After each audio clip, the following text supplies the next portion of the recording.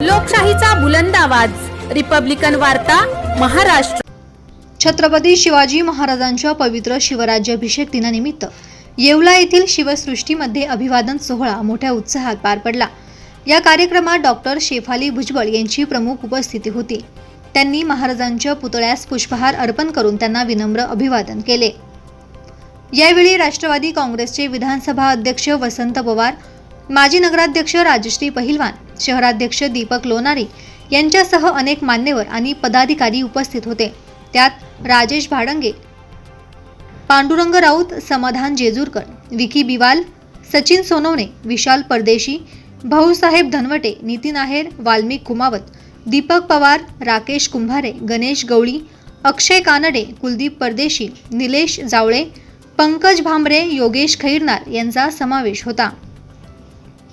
कार्यक्रमात छत्रपती शिवाजी महाराजांच्या राष्ट्रनिष्ठ, लोकहितकारी आणि आदर्श राज्यकारभाराचे स्मरण करून अभिवादन करण्यात आले। रिपब्लिकन वार्ता महाराष्ट्र न्यूजसाठी प्रतिनिधी Muktaram Bagul, Nandgaon, Nashik. Subscribe now and press the bell icon. Never miss an update.